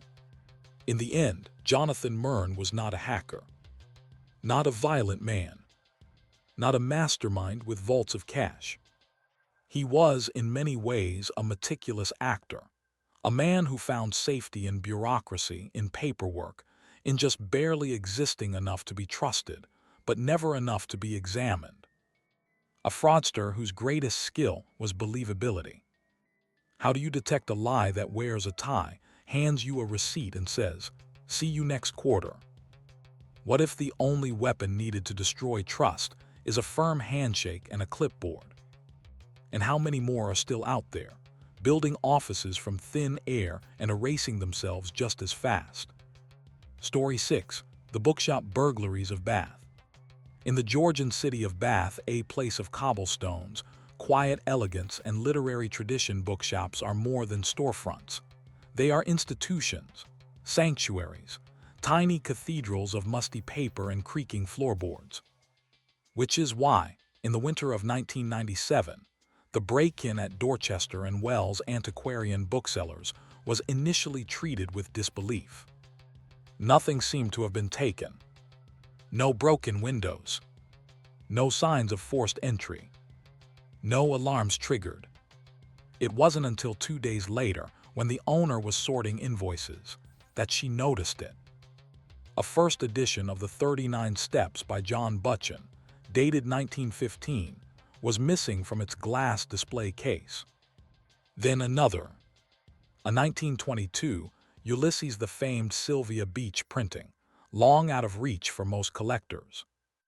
And then a third, Aesop's Fables, hand-bound, illustrated by Arthur Rackham, signed. That's when she called the police. But this was only the first of 7 bookshops, all within walking distance of one another, that would experience similar, invisible thefts over the next 18 months. The losses were always the same. Rare, literary, quiet, a crime wave too quiet for headlines. The Vanishing Bookman. It started to seem as though the books were simply evaporating. Owners double-checked their inventories. The records aligned, but shelf spaces didn't. Bookends were shifted. Catalog cards had been moved, sometimes rewritten. In several cases, store alarms were active yet triggered nothing. No shattered locks, no camera footage, no fingerprints. And in each case, the missing item was carefully chosen. Not necessarily the most expensive book in the store, but the one that would take months to notice was missing. Detective Inspector Hazel Dunmore of the Avon and Somerset Constabulary was assigned the case after the third shop filed a report. She was skeptical. At first, miscounts were common in small shops. Older books didn't come with barcodes or scanners. But when a missing Jane Austen manuscript fragment surfaced at an auction in Bruges and was traced back to a stolen Bath original, the pattern solidified. There was a thief, and he or she knew exactly what they were looking for. The method behind the silence. Dunmore's team mapped the sequence of thefts. Dorchester and Wells' The 39 Steps, Ulysses, Aesop's Fables. Bartram's Books 1854 edition of In Memoriam by Tennyson. Carter and Thimble signed Dickens, Domy and Son. The Minerva Quill The Yellow Book Vol. 1 Beardsley edition. And so on. The commonalities. The books were always stored in locked glass cases or behind the counter. No other items were disturbed, not even nearby volumes of similar value. The thefts occurred between 5:00 p.m. and 9:00 a.m., suggesting nighttime access. But what truly puzzled investigators was this. Every shop had a different alarm system from different companies. Some were pressure-based, some used motion sensors, others relied on magnetic door contacts, yet in every case no alarms were tripped. The working theory became chilling. The thief wasn't breaking in. The thief had keys. A trust misplaced. Hazel Dunmore shifted her focus to the people who had legitimate access to each shop. Cleaners, maintenance workers, delivery drivers, former staff members. One name came up in 3 locations: E. Cartwright, a local locksmith's apprentice. Cartwright had worked for a small firm that specialized in antique locks, often used by Bath's older shopfronts. In fact, he had refitted a display case at Bartram's Books just 3 months before their first reported loss. He was quiet, punctual, barely 30. When questioned, he claimed to remember the jobs vaguely, but denied any further contact. His employer vouched for him. There was no criminal record, no red flags, but something in his demeanor struck Dunmore as too rehearsed. When she checked further, she discovered that Cartwright had left the locksmith trade in 1996, over a year earlier. But his name was still being used on service call invoices, well into 1997. The collector's underground. As the thefts mounted, rare books began appearing in private catalogs and discreet online listings known only to serious collectors. Dunmore posed as a buyer and arranged a viewing for an 1887 Sherlock Holmes proof print, one known to have vanished from a bath shop 3 months prior. The seller's address: a rented storage unit in Bristol. She obtained a warrant. Inside were over 90 rare books, each meticulously stored in acid-free sleeves and labeled with catalog tags that matched missing entries from shops in Bath, Salisbury, and Oxford. Fingerprints on the storage bins led to a single identity: Edmund Cartwright. Except Edmund Cartwright didn't exist. Not in any formal records. Not in driver's licenses. Not in birth registries. The name, it turned out, was borrowed lifted from a 19th century poet whose works were among the stolen. The man calling himself E. Cartwright had created an identity from fiction, then used it to infiltrate the world of books as both thief and collector. He wasn't selling the books. He was hoarding them. What kind of criminal steals, not for profit but for possession? How many volumes can disappear before someone finally notices the weight of silence? And if your book vanishes from the shelf without a sound, who turned the page and never gave it back? The storage unit in Bristol had been rented under the alias Edmund Cartwright, a false identity used to build a fictional persona steeped in credibility. Among the 90-plus books recovered, officers found not just missing inventory from Bath, but also books from unreported thefts in Cheltenham, Salisbury, and Gloucester. At first glance, it appeared to be the work of a collector, not a seller. Every volume had been wrapped carefully. Temperature-controlled containers had been installed. Books were sorted not by value but by literary movement: Romantic, Victorian, post-war. No quick-profit auctioneer would take the time to organize a stolen library like that. To D.I. Hazel Dunmore, this suggested something rare in criminal investigations: emotional attachment. She began to wonder, was this really a heist or an obsession? Who was the bookman? After days of forensic analysis and multiple subpoenas, the man's real identity was revealed. His name was Graham Lyle, aged 42, a former graduate student of English literature at the University of Bristol. He had dropped out in 1982 after failing to submit his thesis on the role of disguise in Victorian fiction. Lyle had once been considered promising, articulate, introverted, and brilliant, but according to his former advisor, Graham could read 7 books in a week, but couldn't talk to a single person about them. He was always afraid he wasn't enough. After leaving academia, Lyle drifted through jobs in antique repair and locksmithing. He built a modest life in a rented flat near Keynsham, living off part-time work and infrequent inheritance payments from an elderly aunt. But something had changed in the early 1990s. That's when he stopped renewing his library membership, stopped attending book club meetings, stopped returning phone calls, and when rare books in nearby towns began to disappear. The perfect access. Lyle's previous work with antique locks gave him specialized knowledge of vintage display cases, particularly the kind used in rare bookshops that hadn't upgraded their security in decades. He'd saved dozens of impression keys, wax molds made during legitimate service calls years earlier. Each one allowed him to recreate near-perfect skeleton keys using basic tools. This is how he gained access to locked cases without ever picking a lock.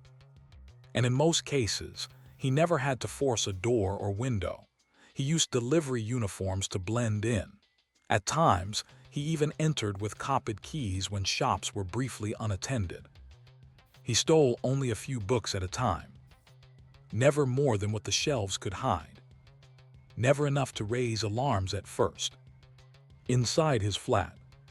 When police searched his home, what they found bordered on the surreal.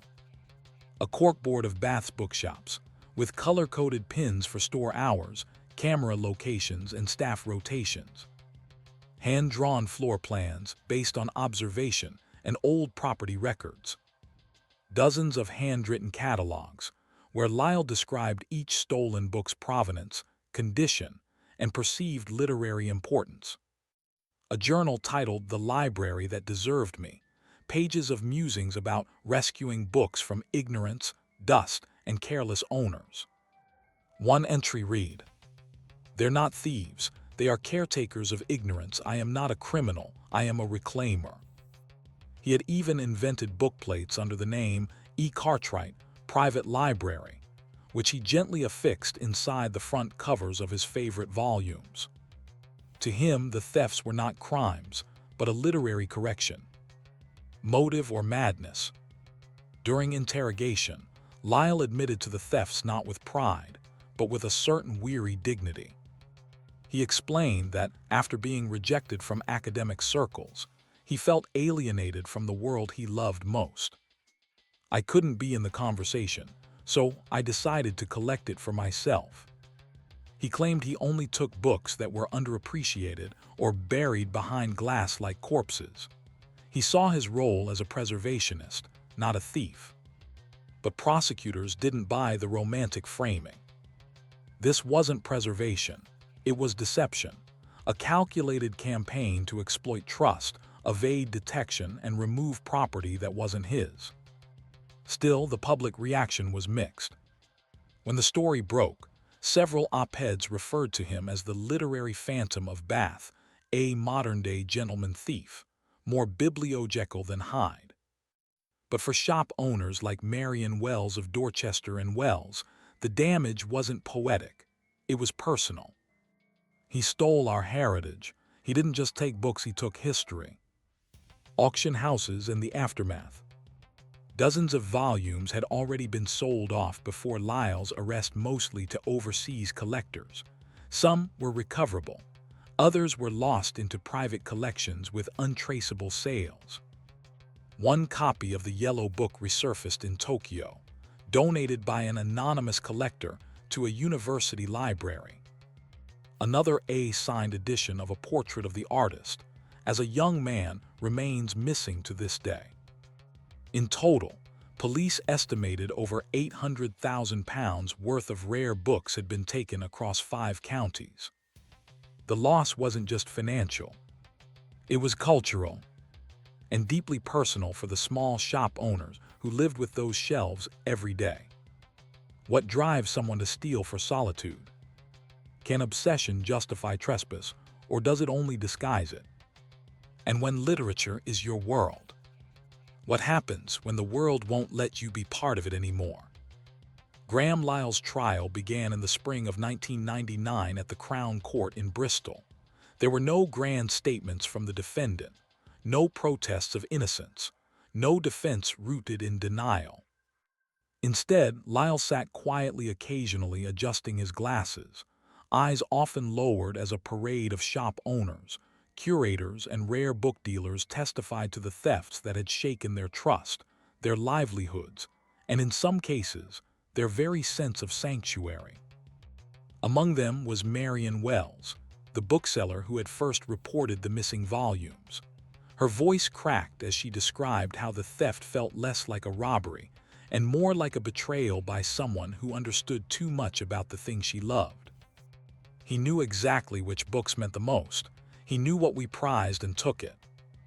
The prosecution framed Lyle as methodical and manipulative, someone who weaponized his knowledge of literature and security to exploit small businesses.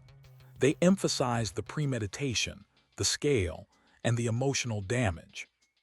But the defense presented a portrait far more complicated. The defense's strategy. Lyle's barrister leaned into the image of a man not driven by greed, but by disconnection. He had no luxury cars, no overseas accounts, no lifestyle of excess. His flat was modest, his income negligible, and every stolen book was handled with archival gloves, wrapped in acid-free paper and cataloged with reverent care. Psychological evaluations presented during trial revealed a likely obsessive-compulsive personality disorder, alongside signs of high-functioning autism, including traits of hyperfocus, ritualized behavior, and social withdrawal. The report suggested that Lyle had created his own internal world of safety and control, rooted in literature, as a means of coping with profound social alienation and academic rejection. He saw himself not as a thief, one expert testified, but as a curator of a private archive, one where no one could tell him he wasn't qualified to belong. It wasn't a legal defense, but it was a human one. The sentence. On June 2, 1999, Graham Lyle was convicted on 14 counts of burglary, 8 counts of possession of stolen property, and 3 counts of fraud. The judge, in delivering his sentence, said, "This was not a crime of opportunity, but of orchestration. Your knowledge became your tool, and your loneliness perhaps your fuel. But theft, no matter how carefully committed, is theft." Lyle was sentenced to 6 years in prison, with eligibility for parole after 4. The sentence drew criticism from both sides. Some felt it was too lenient, given the cultural loss and betrayal of trust. Others saw it as too harsh for a man who had sold little, harmed no one physically, and lived in isolation. Release and legacy. Lyle was released in 2003 and reportedly moved to a seaside village in Devon under a new name. He has not reoffended. He has not granted interviews, and no known writings or memoirs have ever emerged. But rumors persist. Some say he volunteers at a local historical society. Others claim he works as a cataloger in a university archive. One unconfirmed report suggests that he anonymously returned 2 stolen books via post packed in brown paper, with only a typed note reading, "You took care of them once, you should have them again." The recovered volumes had his custom bookplate inside, removed and replaced with a blank page. The books that disappeared. To this day, at least 31 stolen books remain unaccounted for, believed to be in private collections or still hidden. Some shopkeepers continue to keep Lyle's old catalog pages in the back of their shops, not as evidence, but as a kind of silent ledger of what was taken and what might one day return. Hazel Dunmore, the lead detective, later admitted that part of her respected Lyle's restraint. He didn't gut shelves, he didn't flip them for cash. He took them because they were beautiful, and because he felt like the world had shut the library door on him. But she never doubted it was still a crime. Even when you steal gently, it's still theft.